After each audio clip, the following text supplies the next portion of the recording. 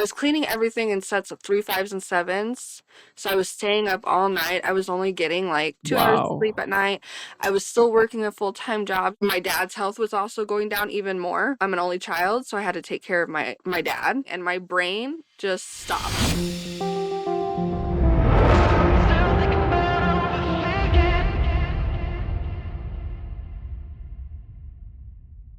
Hi, everybody. Welcome to Please Excuse My OCD. My name is Tyler, and here today I have my friend Erika McCoy from Kansas City, Missouri. She is one of the coolest artists I've come in contact with here in the OCD community, and she's an incredible advocate for the IOCDF. I met her in Orlando at the OCD Con, and she's the one who started the Creative Expression SIG under IOCDF. So I really just want to get to know her story more in depth in regards to her journey with OCD. How are you doing, Erica? Hi, Tyler. Thank you so much for having me on. It's a pleasure. Anytime I get to meet another creative is makes my heart happy. So, I'm really excited to have you on, and this is I've been seeing your stuff for quite a few months, and you were probably one of the first people that I followed in the OCD community, oh, um, because I really came out this year in terms of sharing more about my story with OCD and like becoming more involved in the OCD community. And so to see the things that you're doing and like incorporating your art, I think it's incredible. And I think for people listening who, are hearing you for the first time, can you tell me a little bit about you and like your roots and where you came from in terms of like getting involved in the community and your journey with OCD? well, first I want to say, Tyler, I'm very honored because I love what you do. And so the fact that you just said all that, I'm very honored to hear that. It makes me blush a little bit. Thank you. But um, yeah, for me with my OCD and all of those good things, or bad things, however you want to put that, Sure. I I say my OCD started from what I can remember 6, but honestly, I was born with it. I had um weird things with food when I was really young, like, 2 years old, and stuff that my mom would tell me about. So, I mean, I say 6 because that's from my memory, but it would definitely started much younger than that. Um, but, you know, I, my core fears and everything always comes back to moral and religious scrupulosity. You don't have to be religious to have moral and even religious scrupulosity. Some people just have the moral, some people just have the religious aspect, and then you can have have both. And it doesn't say anything about your religious affiliation either, so that's really interesting. But I was raised Lutheran, which is Mhm. a which is very close to Catholic, but a little different. And I went to private school. I went to a private Lutheran school from kindergarten all the way up to 8th grade. Um, Wow. and my grandfather was a non-denominational pastor. Mhm. And so I was very much in the, religious scene, if you want to put it that way. And so it's no surprise that my OCD latched on to those sort of things. Um, Mhm. I know, and then I have another component, which is not really, it's my father. Okay. He used to be in the military. He was a military vet, and he also he used to be in law enforcement. Okay. And Mhm. so that made things a little tricky because my intrusive thoughts were not just about am I morally and religiously doing things right or being a good or bad person. I was very fearful of if I didn't do the right things or pray the right way, I might get kidnapped or Mm, something bad might happen to me or my family. Well, my dad, he had probably, I don't know what all his mental illnesses were, but he definitely had them. Um, he was extra paranoid, possibly. I don't know what the right word mhm, is, about bad things happening to me as well. And so when I would say something like that, he would reaffirm that. So he mm. would say to me at like 6 years old, of course that's going to happen to you. Interesting. Because he So, was like, afraid of that. oh, so he was it's kind of so if you were to say, like, "Oh, if I don't pray like this, I'll get kidnapped," and Yeah. he would say, "Of course that's going to happen to you." So, that's almost like it's almost like an exposure would that be almost like an exposure to, like, having to deal with that, like, "Oh, It yeah, kind maybe you're right." maybe, but he was saying that out of fear. It wasn't like let's expose you. You know Oh, what I mean? Like he truly thought yeah. that was going to happen. So he had me do extra Wow. things to keep me safe because he believed that was going to happen to me. Oh, wow. Okay. So I Wow. had to like for me to Yeah. go outside and play, I had to have a walkie-talkie with me. And because we Oh, didn't have okay. cell phones back then, you know what I mean? We're Sure, I'm talking about sure. in the 90s, because I'm 33, so when I was Yeah, we're 6, that would like have been 97, so there wasn't yeah. any way to communicate with your parents back then other than a Yep. walkie-talkie. So he would make me like just playing in the neighborhood. I wasn't far away or anything, but Yeah. for me to keep in contact with him, he got a walkie-talkie, two-way walkie-talkie thing, and I would have to Mhm. check in with him through the walkie-talkie, and it was like how police talk. Like I would have, Wow. I'd have to do Yeah. like the Alpha, Bravo, and all of Mhm. that, and I'd have to do 410 over and out. And if I didn't say 410 over and out, he would just wait and he would just keep saying it over and over again until he said 410 over and out to like end the Wow. conversation. So Wow. it was very regimented, Mhm. very like militant at home, and like he would just Mhm. say I would, and maybe he had OCD, but I think from being a Vietnam vet, Mhm. so the PTSD from that, 'cause he did secret op things in the Vietnam War, Wow. and then with the law enforcement, so, and he was older, he was much older. Okay, he had me very late in life. Okay, so Wow. he was a police officer back in like the 60s, Mhm. so policing was Mhm. definitely way different back then. Um Yes. and so I don't know, maybe he really was trying to protect me because of the things that he has seen over the course of his life. I don't know, but it was very terrifying to have OCD on top of my father like feeding me, and I think he was paranoid as well. I mean, he told me like people were listening to us inside of the house and stuff like that. It's at that So at a young age like that, hearing that, yeah, wow, that sounds extremely challenging. To like, that's just, not being able to trust anything about your life, yeah, specifically either. The distrust between you and your surroundings, your environment. yeah, I was just constantly very afraid. I mean, I was just like terrified constantly.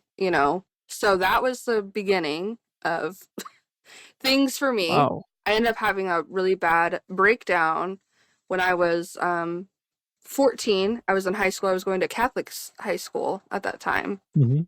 Because Mhm. there was a Lutheran school, but it was in a bad part of town, and my dad would not go for that.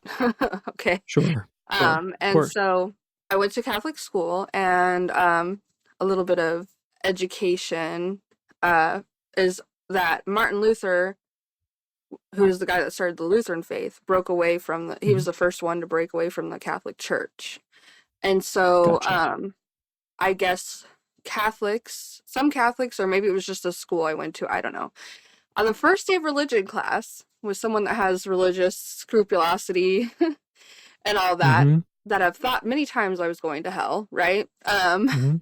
They printed out this thing talking about, and they handed it out during religious class talking about Martin Luther and all the sins that he had committed against the Catholic Church, right? Wow.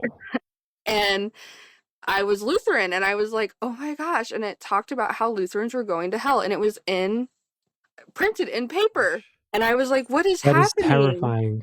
And I was like, oh my gosh, I'm going to hell for just being Lutheran. Like, I mean, I had questioned many times because of, I thought maybe because I didn't, my dad had high standards of cleanliness, and there was Mhm, many times I thought maybe because I didn't clean the floor the right way, I was going to go to hell for that, because, one of the rules is obey your mom and dad, stuff like that. mhm. But then I got this piece of paper printed from this school that said I was going to hell just from being Lutheran, and that just really rocked my world. And then shortly after that, we were told my dad only had 6 months to live. Oh my gosh, jeez. Okay. And so I was like, what? And so then I started thinking, oh my gosh, I'm experienced, like, God is punishing me Mm, for things like I didn't follow my dad's rules. I didn't do all the things I'm supposed to do and be a good daughter and all these things, and now this is happening. Now my dad is dying and he only has 6 months. And so I went to a therapist appointment and he was 5 minutes late. Okay. That was it. It wasn't a big deal at mhm, all, for sure. mhm, And my dad had this big thing. He'd always say, if you're early, you're on time. If you're on mhm. time, you're late. And if you're late, you might as well not even show up at all. And he would Yep. put these things up in signs everywhere on our house, like those little sayings like that. A Wow. clean house is a godly house. Like, he would just have these things up everywhere as reminders. He said they were reminders, right? Right. And so my therapist being late just sent me into this like tailspin. Like, I thought World War III just happened, and I thought I wasn't going to be able to see my therapist. I thought I was dying. And then my dad said, well, you have to go back to school. And I was just like, what? The school that says I'm going to hell, like, I just, it was too much for me. And I refused. Of I asked if course. I could go to the office and take a breather. And they said, sure. And then I went in there and I was like, I'm not coming out. I can't do it. And they said, well, your grades aren't doing so well because you missed so much school and you need to come out. And I'm like, it's not happening. And they wouldn't leave me alone. So then I curled up into a little ball and I said, I'm not leaving from this spot. You guys need to leave me alone. And then they Mhm. made me go to um, the hospital there because I guess I was being I don't know. I didn't think it was that big of a deal, really. I don't know why they sent me there for that. I was just freaking out, I was just having a moment. Right. But the office administration and my parents said I was being too difficult and they made me go. And I went inpatient, or no, outpatient. I'm sorry, outpatient. Mhm. Because I wasn't really a threat, And then I Sure. got in there and I felt really bad about even being in there, Of because course.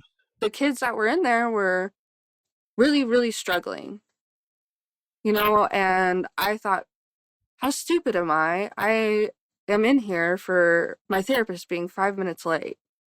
And that's all I could think about was like, this is so dumb, like these kids in here are in here because they're wanting to end their life, Mhm. they're self-harming. Like, I mean, like, these kids really need help, and I'm in here because I can't keep my shit together, and I lost it over 5 minutes.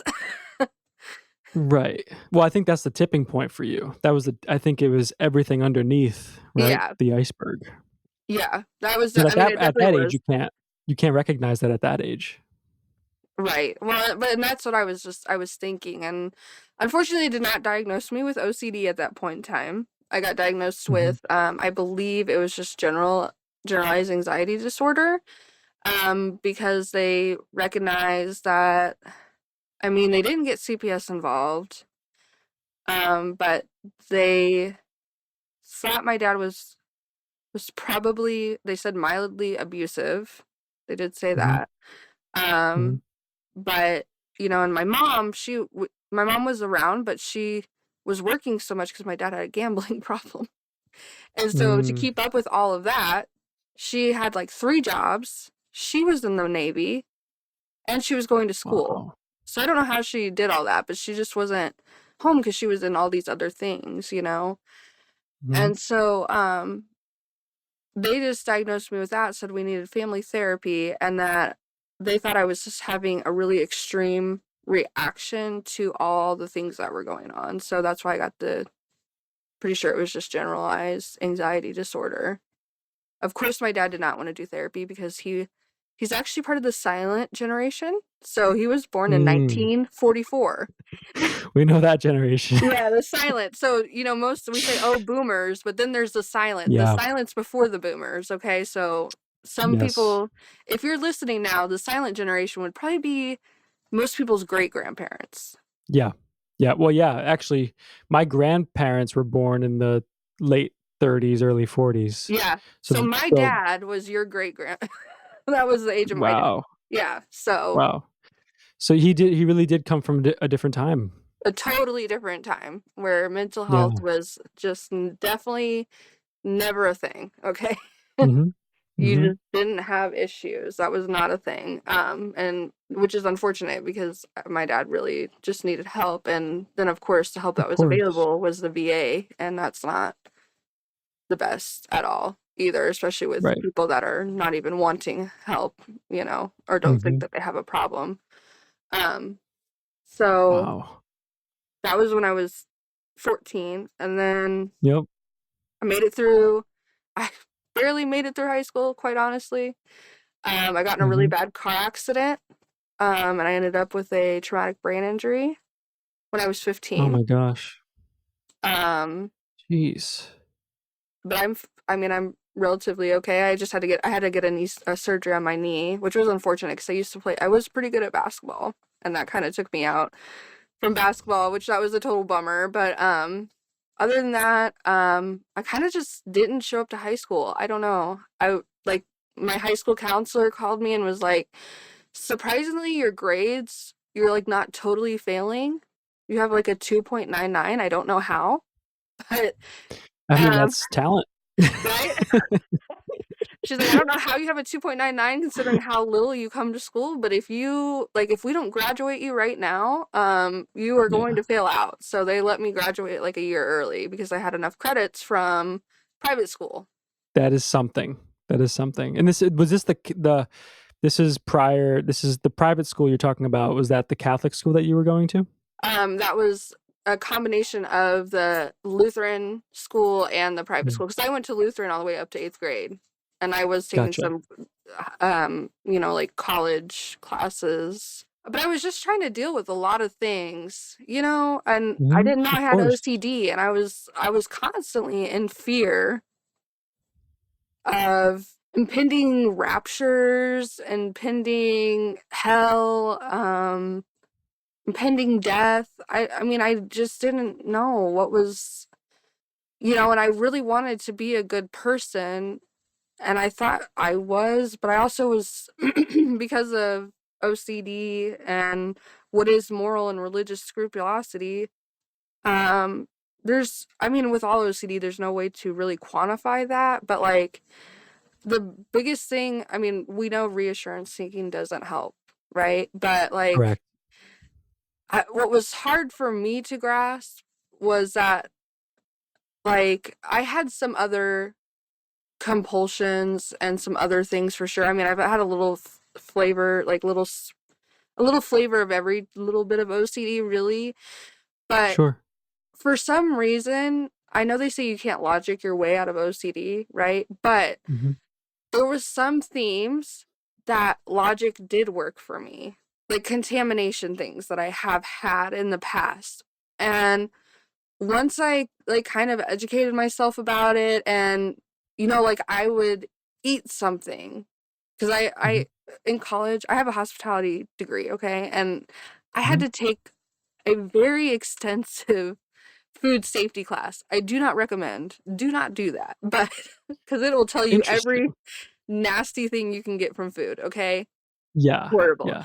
But when I would eat the food, if I ate the food and I didn't get sick, I was like, okay, I'm good. I don't know. Like that clicked Yeah. for some reason. Like, and to me, that's like kind Hmm. of logicking your way out of it. But Hmm. it worked for me and I was fine. Hmm. But like with the moral and religious scrupulosity, or like the moral religious thing, like I can I can do something, you can do something, and somebody could think it's amazing, and then somebody else could think it's like the worst thing you ever did. Right.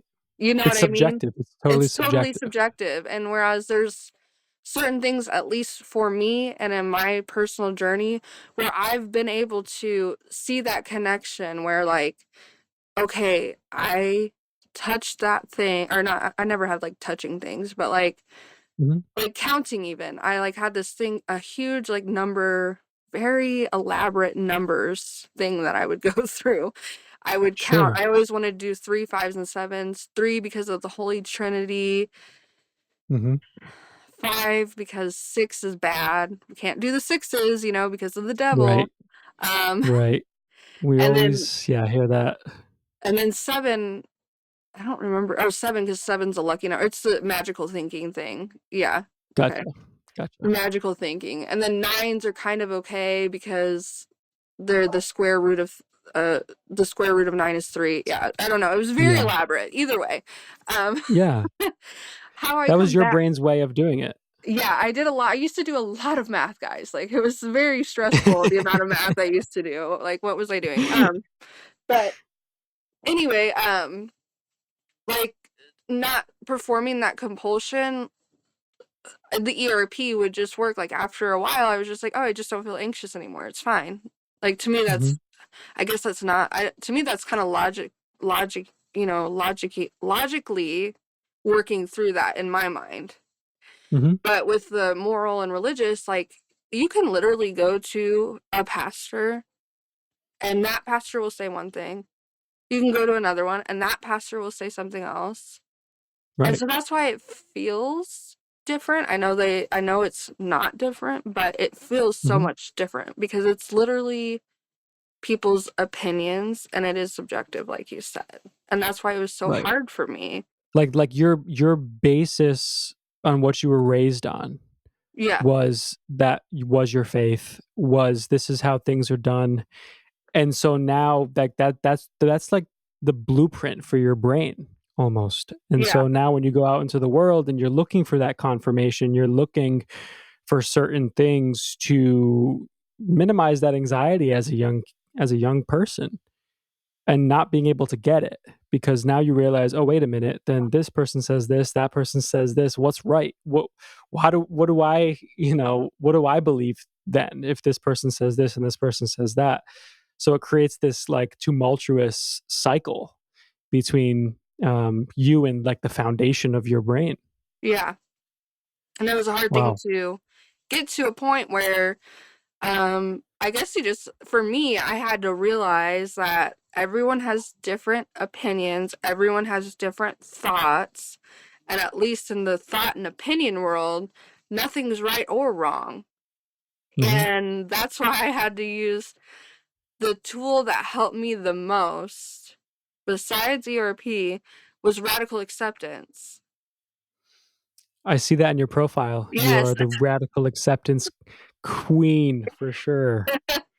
And I know, I mean, like, some people think I like have gone too far into it, but I mean, my gosh, like Hmm. I've had I've had a lot of trauma in my life. I had spiritual abuse, I don't want to say regular abuse, that's not really the right word, but domestic abuse, abuse from my Hmm. father. I've had a lot of trauma. Had a lot of when people, it's not good for OCD, I'll tell you this much. When you are obsessing about the worst case scenario things, right? And Hmm. then the worst case scenario thing does actually happen. Hmm. You're like, and that's what really, because when I had my major breakdown and my, like, suicide attempt, was, my dad filled my head with all these worst case scenario things that he probably did see in real life as a law enforcement officer. And Yes. being over in war, right? Those things he probably did witness. But you know, my Aunt Melissa, who, because my mom was so busy, she was like my second mom when I was growing up. My Aunt Melissa went through a really hard time mentally. She had OCD and bipolar, Hmm. and things started getting weird when I was about 18. I was noticing things were not exactly right. She was like Hmm. stalking me, some doing some strange things, and I was just kind of like, I don't know what's going on, but I want to be there for her. Sure. Now let's forward that to 2015. Um, it got really bad. My husband actually had to get a restraining order against her, and it was a 2-year Wow. restraining order, okay? And then so I went 8 months without talking to my aunt because of this Wow. restraining order. And I was like, I was really hopeful that she would get the right help that she needed. And then after that 2 years, maybe we could start rebuilding the connection. Hmm. Well, unfortunately, she ended up going missing. Okay. And she ended up murdered. Oh my gosh. Okay. And I was, that was the beginning of the end for me mental health wise, you know? Like, Yeah. I know these things happen in real life. They happen because my dad had been telling me my whole entire life, you're gonna get raped. Or I don't, can you say, I don't know. You can You'll say get, whatever you okay, need to you're gonna say. get Yeah. raped. You're gonna get murdered. Like, these bad things happen. And I was fearful of that my whole entire life. Like, I mean, I remember being little, very little, and I had this uh, compulsion, I think. I'm not great with these Hmm. things, but like when I would That's go to okay. bed, I would have to have my covers a certain particular way for me to feel safe, because I just thought if I had my bedding on top of me a certain way, if someone broke in, then they wouldn't be able to see me and I would be safe. That's how I used to like go to Gotcha. bed every night. Okay. I think Hmm. that's a compulsion. I don't know. Um, Definitely. Okay, Definitely. yeah. So that's how I would get prepared for bed every night. And like I would have to be a Hmm. certain way because I know, okay, that would keep me safe and the kidnappers or robbers wouldn't see me. And Hmm. then that happened to my freaking aunt. I'm like, what? And then in the middle of a, I guess, I don't know what a family issue on top of that. You know what I mean? And Oh my so gosh. Yeah. I was like, what is happening? Like everything. So that through my brain, through like an absolute, I was like, so my dad has just been right this whole entire time. And, you know, I'd been trying to work on myself because the fight between my aunt had already been messing up my mental Hmm. health. So I had been seeing someone to try to deal with that because I was like, what's going on? This woman that I really loved and really took care of me and helped me is changed into this completely different person. And then she Hmm. went missing. I'm like, nobody would ever think that would happen, and it did. And then Wow. she was missing for 7 months before they found her. Oh my gosh. And you were 25 at this point. Is that correct? Yeah, I was 25, yeah. I was Okay. 24 when it first, like, this whole thing first started, but yeah, by the time she went Hmm. missing and everything, I was 25. Wow. And So, did you have any OCD like diagnosis at that point? not quite yet, no. Okay. But it was to the point where, you know, I was not sleeping at all because I was staying up all night. I was at that point in time, it had gotten to the point where I was cleaning everything in sets of 3, 5s, and 7s. So I was Hmm. staying up all night. I was only getting like maybe an hour or two sleep a night. You know, two hours of sleep Wow. at night. I was still working a full-time job, so I was trying, and it was a very high stress job. I was a like an audit, a quality assurance audit for wound therapy pumps. Very gross job. Wow. Yeah. I was gonna say that sounds pretty intense. Yeah, and they really wanted you to pump it out, you know, like, I had to, like, read through clinical Wow. and make sure, you know, read about people's wounds and, you know, you had to pump it out really, Hmm. like, you were just like a robot, and my dad's health was also going down even more, you know, and I'm an only child, so I had to take care of my dad. as well. And so there was That's just a like lot. all these things like happening, and my brain just stopped. There was no more I could possibly handle. Mhm.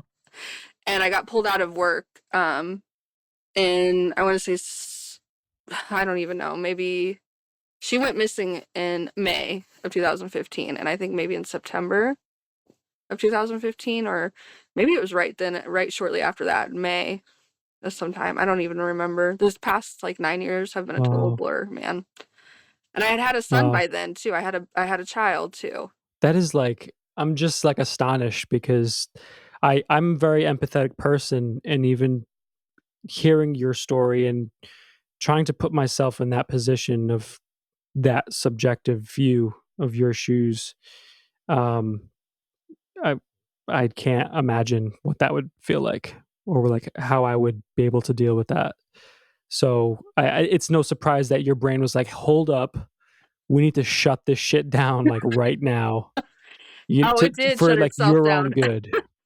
Yeah. Yeah, it was, I never, like, I couldn't operate. I mean, I was so stuck on trying to find my aunt. I mean, I became very, and I don't mean it in a condescending way, but I was obsessed with trying to find her. I mean, I was on all the blogs, all the like missing persons thing. I would like go out and search the woods. I was like doing everything I possibly could humanly think of to try to find an individual, you Of know. course. And that wasn't working. Nothing was working. And I'm like, what in the freak is going? My dad was health was declining even more, so I was having to go to the hospital because like when you become someone's financial and medical power of attorney, you have to there's lots of Mhm, different things that you have to do for that.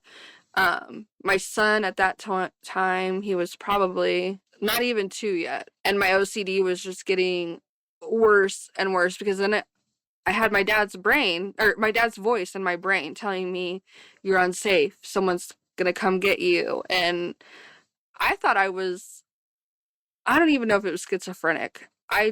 mhm, I was probably the lack of sleep and all of the things combined. Because come to find out, my aunt was dealing with not great people either, you know? mhm, But I got really, I was starting to get really scared. Like, I thought people were watching me, mhm. and um, it just started getting really scary. I really thought I had some unknown mental illness that had never Mhm. been heard of before. I had no idea that could That's get to that the in point itself is terrifying. of OCD. I did not know that that was what OCD could be. So when my beautiful psychiatrist, that I'm so sad he's not my psychiatrist anymore, um, told me that it was OCD, I was like, you have got to be freaking kidding me. This is OCD? Like, I was wondering before it got to that point when I was like cleaning a lot, you know, the three, fives, Mhm, and sevens cleaning, like who mops their floor 7 times? I was just like, I'm like, maybe this is OCD. I don't know. And that's mhm, why a little, some people are like, I think we need to change up the cleaning part, but that was the one thing that I was like, maybe that might be OCD. I don't know, because of the awareness mhm. around that. But all the other crazy, like, and I don't mean it derogatory, but when I Sure. I started to think, because here's the thing, I'm open about this, and I think it's okay to be open about. But my Mhm. son was born December 6th, 2013. Okay, 6/13. Wow. Okay, 6/13. Mhm. And so my OCD started latching onto that in a bad way. And the Mm. scrupulosity Wha and the religious scrupulosity started latching onto that in a very, very bad way. And it got me in a bad thing about my son. I started Mhm. thinking that God sent him to punish me over my son I because he see. was very, like, he was acting, he was biting me really hard, and I don't know. So things got really bad with that because of the Mhm, numbers thing. And what happened before I ended up being hospitalized in November of 2015, was I was playing darts. I was trying to like relax a little bit. And every time, probably because I was thinking about it, right? I was mhm. thinking about it, but I would love playing darts.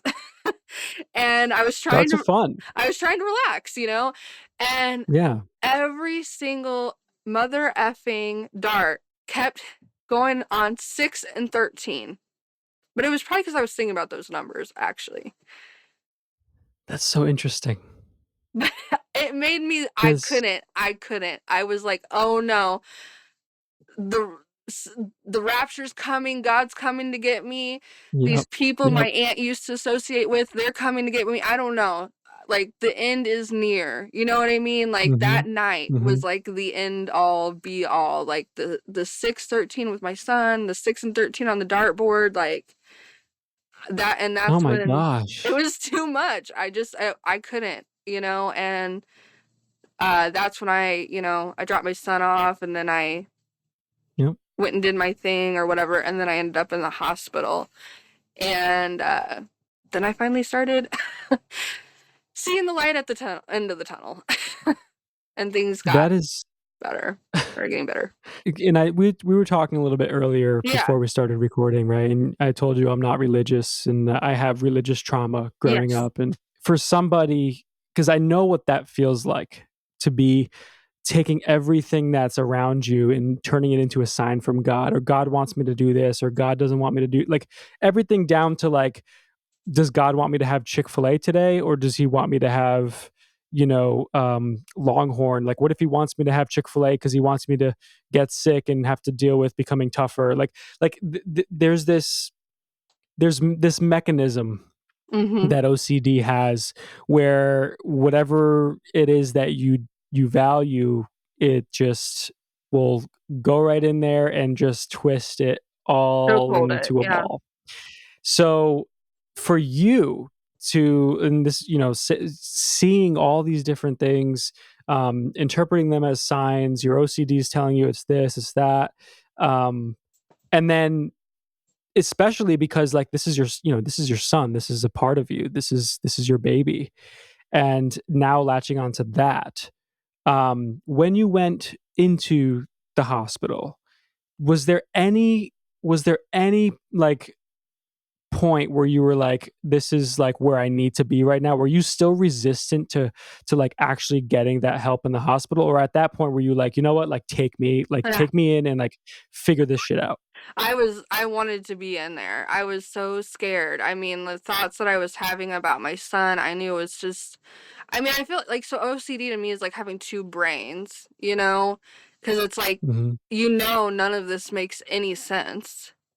But Mhm. then also, you're just so, there's the other side that is like, makes it feel so real. But you're also like, what the Yeah. fuck? You know what I mean? Like, you're Yeah. like, what is happening? That's But so true. it's like, because like the thing, so like with schizophrenics, right? They Mhm. they have no idea, like whatever they're thinking, seeing, whatever, they see that as reality. They have no idea Mhm. that what they're hallucinating or whatever is anything but the truth and reality. Mhm. Whereas with OCD, you have the two brains. Like you can tell that your thought process is not Mhm. rational and is not what is true, but it feels so real that it's like being split in half. I don't know, and it's so Yeah. scary, and I'm like, with my So faith true. background and everything, I'm like, I know that these things really not is not really what I was taught, but Yeah. there are parts of it, like the spiritual warfare thing, and Mhm. unfortunately for me, when I went to faith leaders, they did reinforce, like, they're like, I've been told I'm possessed by demons before, and that added another thing. I'm like, oh my God, Of like, course. I think I am, and you're telling me I am, so my God, what do I mean, and that's what did lead to that attempt, because I'm like, I'm already going to hell. I'm Yeah. possessed by demons. Like, I'm not going to heaven. Like, what is the saving grace here? You know what I mean? Like, there's no saving grace for me. I'm like so far in this hole, and I don't know, there's no way out. Like, I don't know what the Mhm. way out is. So by the time I got to the hospital, although I was scared they were going to keep me in there forever, right? Um, Yeah.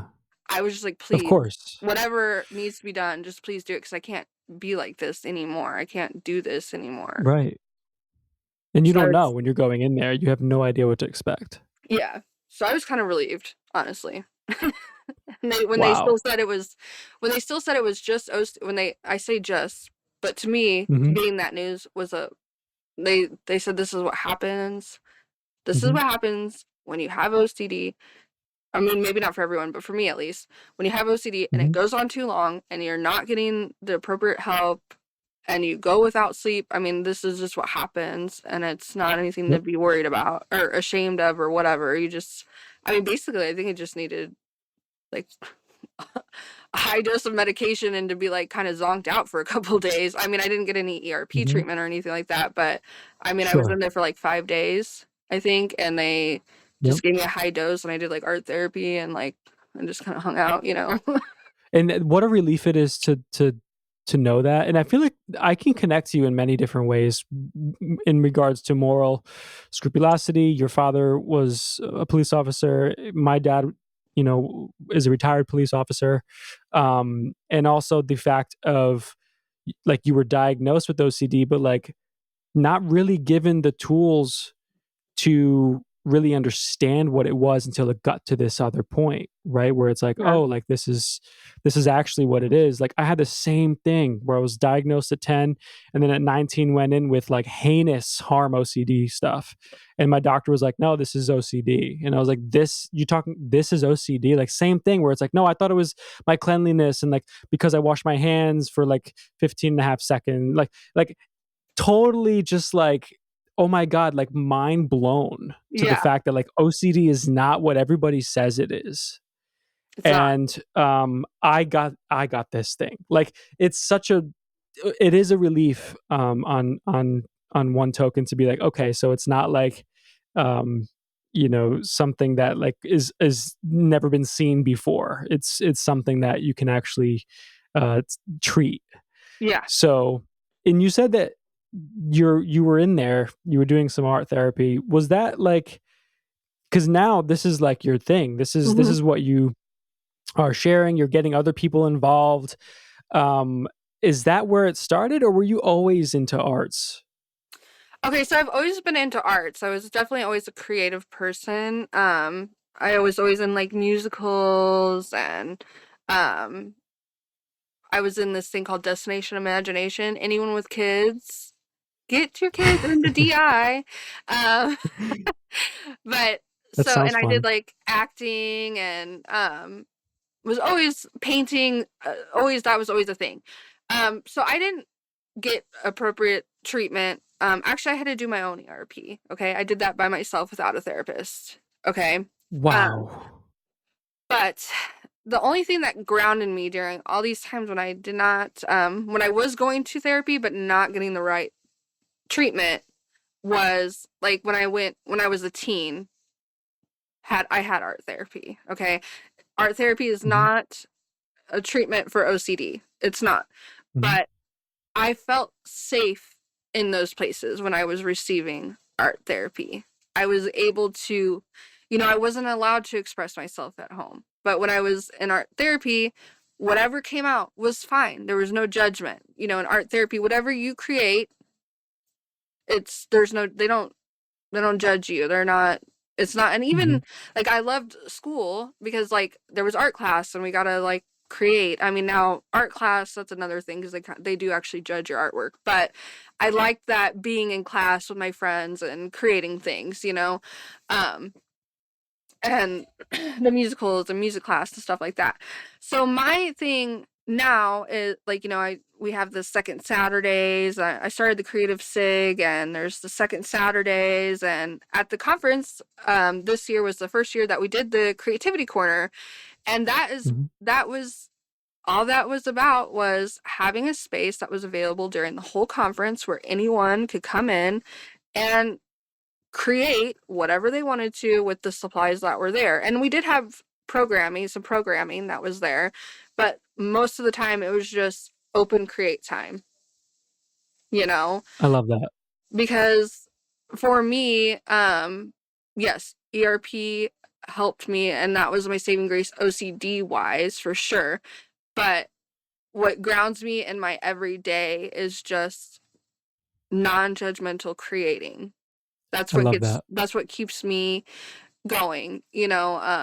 And the art that I create now, the art that's in the gallery now, I'm trying to expose the fine art world, you know, Mhm. by getting my art in galleries, to the therapeutic arts, you know. So one of my pieces that are in there right now, well, both of them. One is a digital collage, so collaging is therapeutic art, and then the other is I did neurographic art. Neurographic art is an art therapy technique as well. So go ahead. Can you go into detail about what those two are, like Oh, sure. collaging and yeah. So collaging, I mean, I think most people have done, I think, well, maybe I'm wrong, but I think most people have done a collage of some point in time. Most people do them with like, well, like in the art therapy that I've Like a mood attended, board? there's mood boards or, you know, where you just take like magazine clippings, Mhm. you know, you cut out a picture and put it on a piece of paper, or you can add paint if you want to, or Sure. what have you. Now, what I did to the one there is I wanted to represent the time that was during my healing, or like during my, like when I diagnosis to getting, well, it was mostly diagnosis because I have like the CPTSD, major depression, um, Mhm. OCD. I also have, it's like me in the negative, and I'm like Mhm. shushing, and it has the Mhm. cross on my finger. So that talks about religious abuse, you know, we're not allowed to talk about, you know, because times Mhm. I've tried to talk about it, especially in church settings, they don't want you to talk about it. But I feel like we Right. need to talk about it because, you know, I've found a lot of people they want to get back connected to their faith communities, Mhm. right?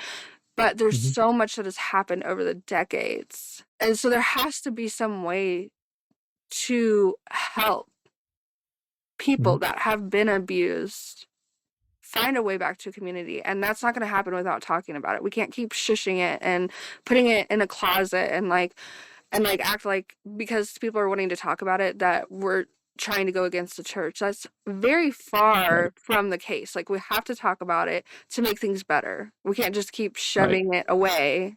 You know what I mean? Mhm. You just can't keep doing Of that. course. We got to try to make Of it better course. because there are people that want to get back to the faith communities, but they don't feel Mhm. right about it because nobody's really trying to make a difference. I mean, there are people, but as a whole, they're not really trying to make a difference. There's just a few creators or a few people here and there that are trying, and then they get cast out as heretics and stuff like that for trying to speak up. And Right. that's not the case. So that's the one with the And collaging. And then the yep. neurographic art. Neurographic art is where you take a piece of paper and Mhm. you just draw lines. Okay. Mhm. Draw lines and then up and down horizontal. And then anytime that the lines intersect, you curve it, Mhm. turn into a curve. That's cool. Yeah. And so wherever it happens to connect, and then if you want, you do it with a Sharpie when you're doing true Mhm. neurographic art. You do it with a Sharpie, and then you take watercolors, and the Sharpie makes it to where the watercolors will not bleed. Like, to me, it's like it's all new because 'cause I'm not a visual artist. I Yeah. don't know much about that side of things, but it sounds like too, and, like, you brought this up earlier about how, like, yes, ERP is the gold standard, right, for OCD, but there are also so many other parts of you that are looking for safety and to Yes. feel safe, not just the OCD. So, like, it makes perfect sense that you're using art and like you felt that as a safe space, a safe haven for you to ground yourself. Because if there are other parts of you that feel safe, then you can use that to start to to work with your OCD too. Because like if you're constantly in fight or flight all the time with all different parts of yourself, how can you expect to really have like a solid ground to build on when it comes to OCD? Yeah, absolutely. I definitely, so I had, since I had such a trauma background, I had to, before I could even address OCD for real, I had to get like I had to work on my trauma. Mhm. Like I had to get that under Yeah. control. So, I mean, I guess one could say what came first, the chicken or the egg, but like that, all that DBT that I did for my trauma really helped me to be able to like come down from like 1,000 to a 10 and Mhm.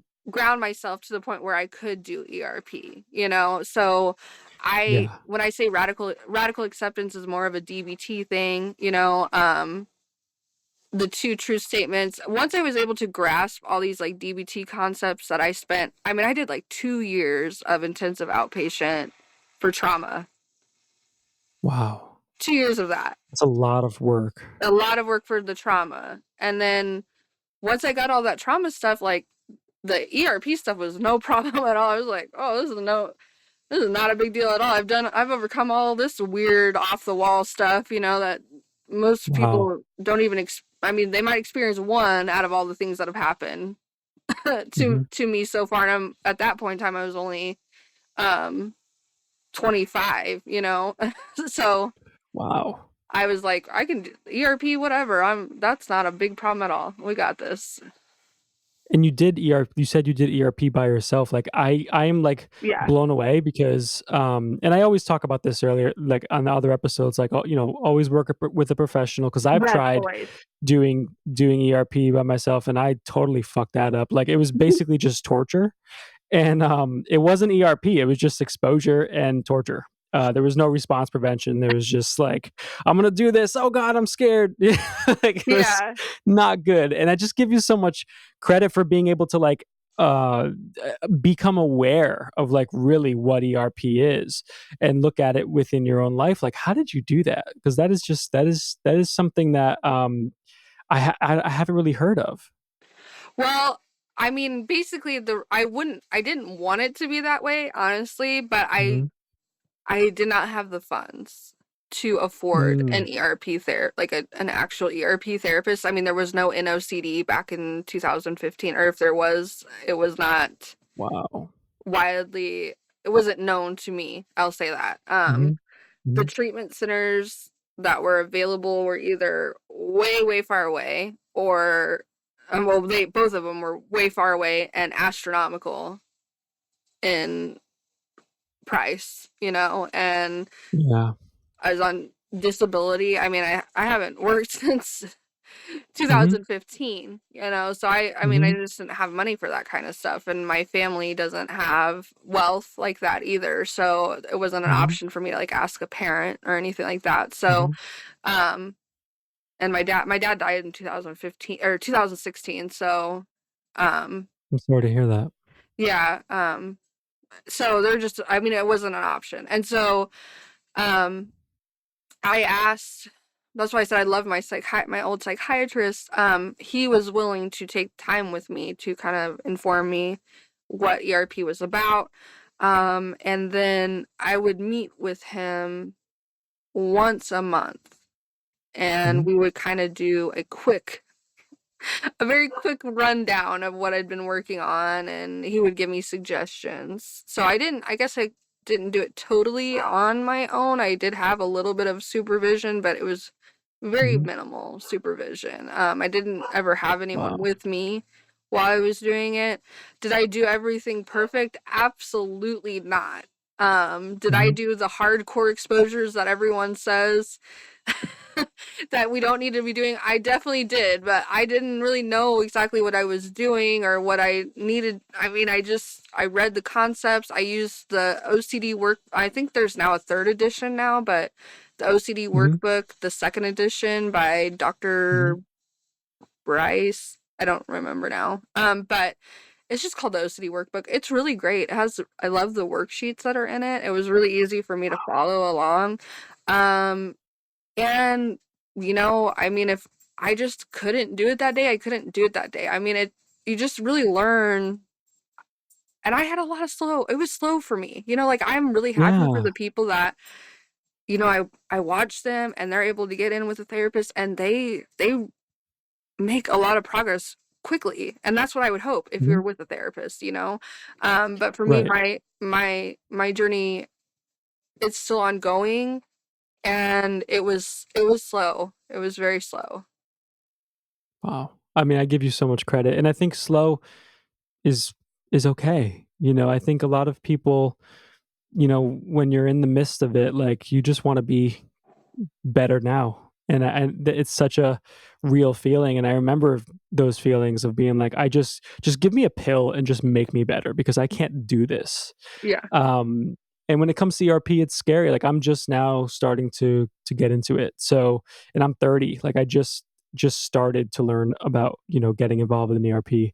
And I just I think that there's a lot of fear surrounding it because it's like, "Oh, you mean I have to go, like, do the scary things?" And it's like, well, like, I don't think a lot of people really understand ERP until they actually talk to a professional about what it is. Yeah. And they can realize that this is something that is, um, uh, you're working with somebody, you're building your hierarchy list, like, you're being able to attack it in manageable steps instead of just like jumping into the deep end and suffering, as you do it. I think a lot of it is just more steps based and values based, and being able to actually attack it in a healthy way.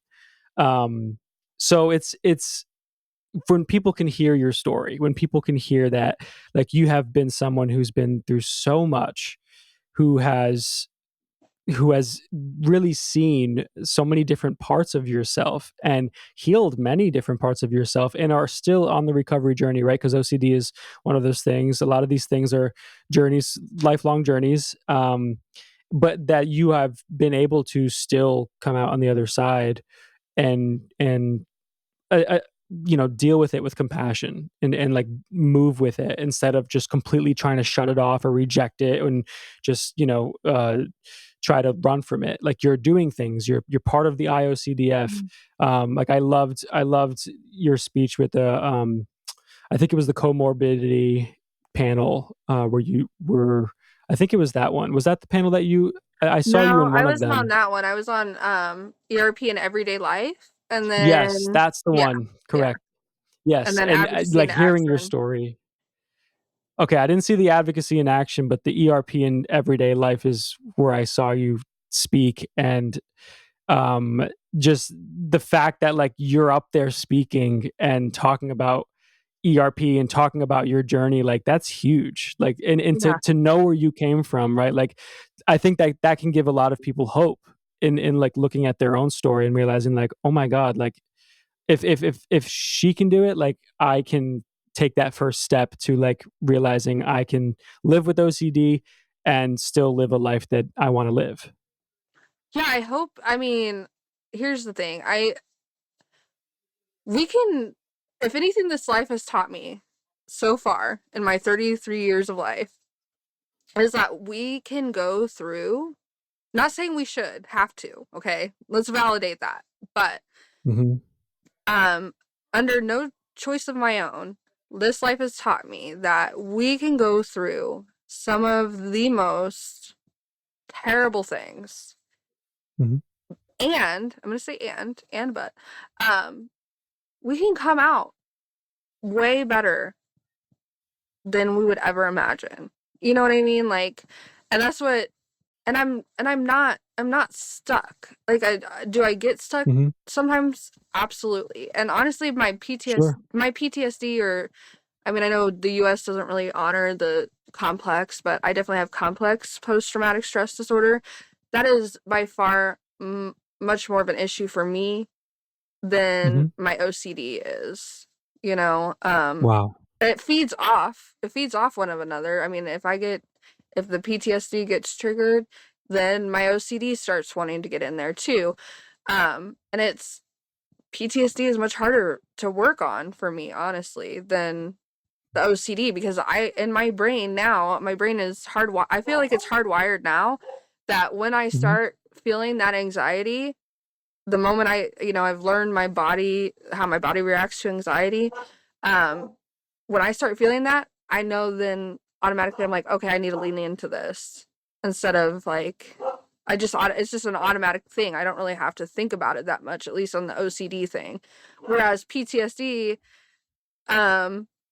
it's harder because I can just be out in my backyard or out in my front yard, and the neighbor just comes up and I get startled and scream, you know? And Mhm. so Mhm. the PTSD is much harder for me than Wow. OCD because, in OCD, um, you're stuck in what ifs and the possibility of Right. things happening. And PTSD is based off of things that actually did happen in real life. And that's what gets caught up for me personally. But I'm still Sure. working on it every day. So I hope that people see that we can go Mhm. through things. And I'm doing things now that I never thought. I mean, honestly, Tyler, I thought I was going to be a hotel entrepreneur back in the day.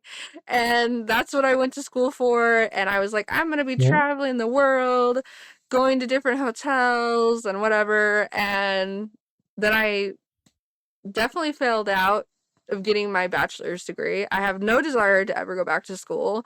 I have 2 kids. I'm married. I make weird art, and they all have mental health statements one way or the other. And I talk about OCD and how to. I want OCD to be as well known to the general public, and those of us that suffer, of course, but especially to the general public, as breast cancer. I really do. Mhm. That's what I want Mhm. people to know about it, and to not, of course, I mean, as of course, when it comes to the joking and all of that, that has got to Mhm. stop. But I think it's just because there's such a lack of just even knowing what it is. I mean, I didn't even know what it was when Yeah. I got diagnosed. Right. I thought they were going to institutionalize me, and I was like never going to see my kid or my husband again, but it was Yep. OCD. And I just think we're Yeah. just missing that. So like my goal is to use art as a way to connect with people, to Mhm. bring community. I really want to develop community with Mhm. not just our OCD community, but the community as a broader, and then get to a point where OCD is well known by everyone. And I mean everyone, not just Yeah. our community Yeah. and the people that know us. I mean everyone.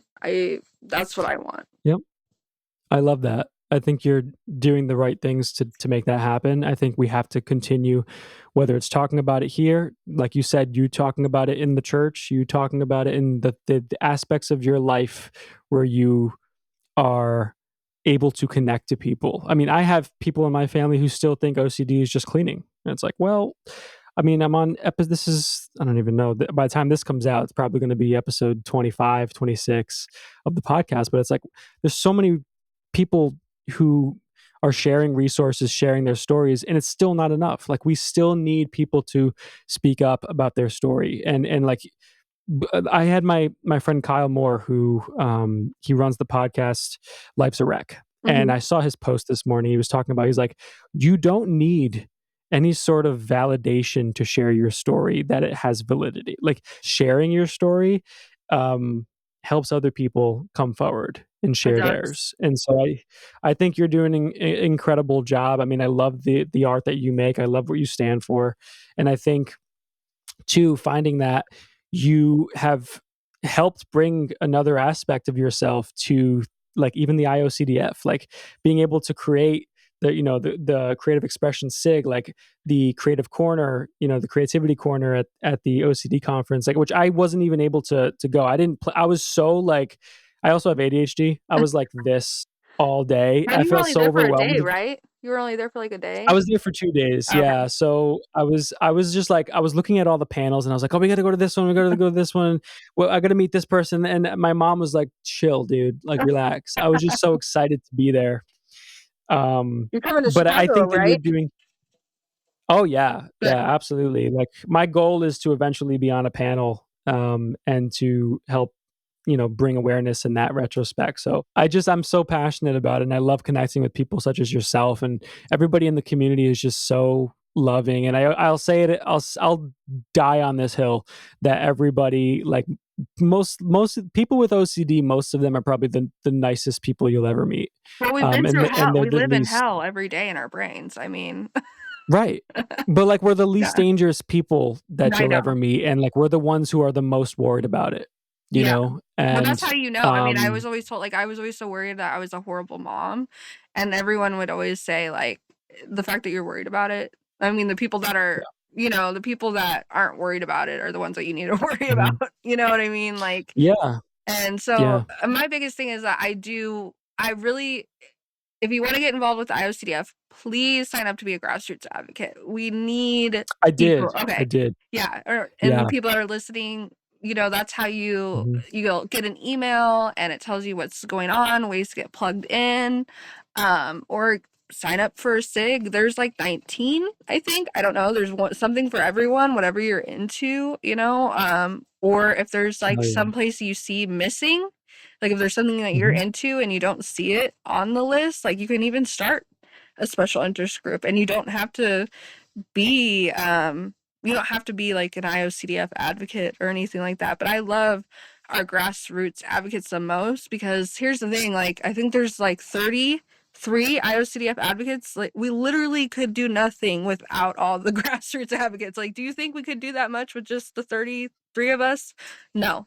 We couldn't. Like Wow. we need the grassroots, and we need more, because I know to really reach the people that we need to reach, we need more and more, and people that are excited and enthusiastic to really get you know the awareness out there. Like we need as many as Mhm. possible. The more that, and Yeah. I really believe that all of us hold an immense value in whatever it is that you're doing, even if you're just like at the point, like I signed up to be a grassroots advocate in 2015, the moment when I got diagnosed. So I've been a grassroots advocate Wow. since 2015 until just last year. Okay, so it's been a long time. But I was so Wow. excited just to know that I was a part of something. Now, was I at a point where I could do much?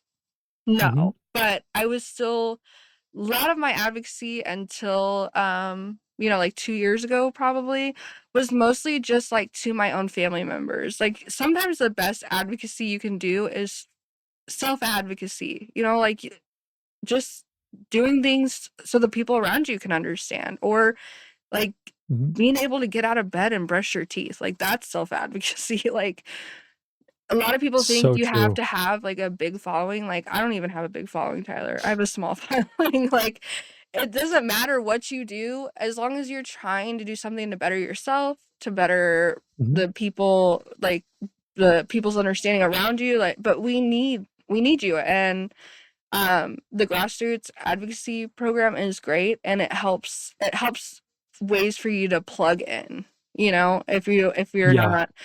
I mean, I'm a creative mind, so I always have ideas in my head on top of Mhm. having OCD, which is really fun in and of itself too.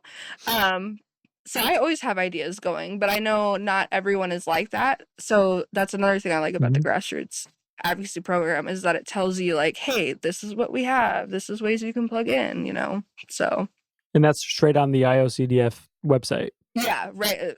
It's like advocates, how to get involved. There's the Mhm. dare to share, and it gives you like a little, like you can hold a little. I know a lot too much information, but That is so cool. there's a I dare think to this is share. important, Yeah, there's dare to share. you know?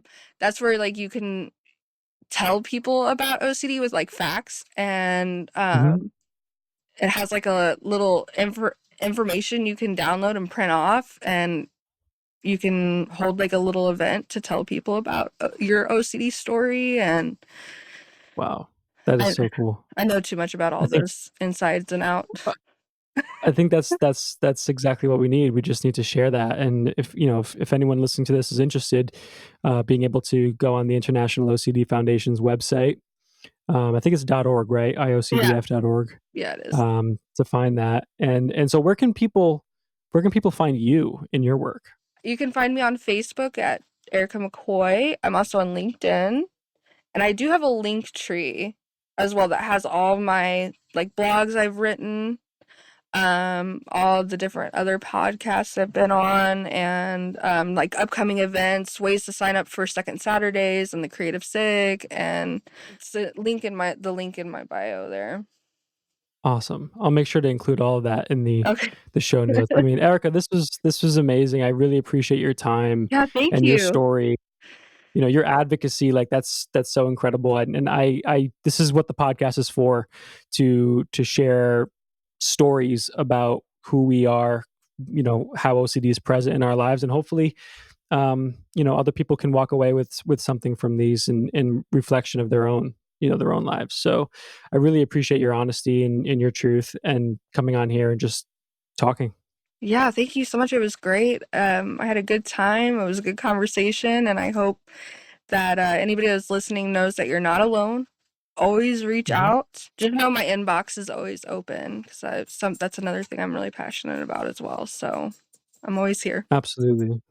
And also, just a quick disclaimer: we are not mental health professionals. We are Yeah. simply people who have lived with OCD all our lives, and we are here to share our story in hopes to help you feel less alone, and also so that you can learn a little bit about maybe your own journey. So, as always, if you are struggling, please reach out to a mental health professional. The 988 line as well.